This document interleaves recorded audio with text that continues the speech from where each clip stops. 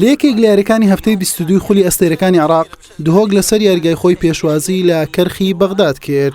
بەهۆی سزایەکانی سەریانەی دهۆک یاریەکە بەبێ ئامادەبوونی هاندەر ئەنجامدرا، بەڵام بۆ یەکەم جار لە مێژووی عێراقدا تەواوی بلیتەکانی یاریەکە لەلایەن هاندەران یانەی دهۆک کۆکڕا وەک هاوکاریەک بۆ یانەکەیان. بەهۆی ئەوەی دهۆک 5 یاریزانی سەرەکی یاری نەدەکرد، کاریگەری کەوتو بۆ سەر ئاستی تیپەکە بەراورد بە یاریەکانی ڕابردووی. دوای 30 خولەک لە دەستپێکردنی یاری ئەمە یەکەم دەرفەتی دهۆک بوو.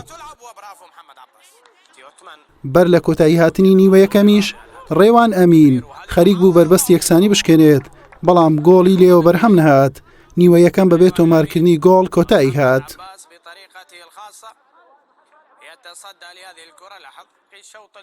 لا نیوەی دەمیش یاریەکە داخراوی بەخۆیەوە بینی، لە ئاخولەکی 56 دەرفەتێک بۆ کەرغ ڕەخسا بە گۆڵ بگات لە دەستیدا.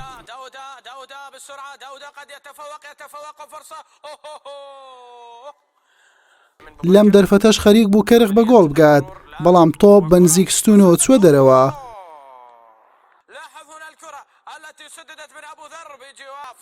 لە دواهێرشیش دەرفەت لە پێش هیران ئازاد بوو گۆڵی سەرکەوتن بۆ هەڵۆکانی چیاکان تۆمار بکات.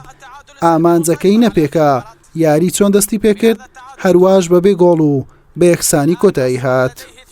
بەم شێوەیە دهۆک لە خانەی پێنجەم مایەوە و خاڵەکانی بووە 34 خاڵ. کەرخیش با 23 خاڵ لە خانەی 15 ڕیزبەندی دەبیندرێت. هەفتەی داهاتوو دهۆک پێشوازی لە نەفتی وەسەد دەکات، کەرخیش میوانداری قاسم دەکات. حوسێن محەممەد، کەناڵی پێام.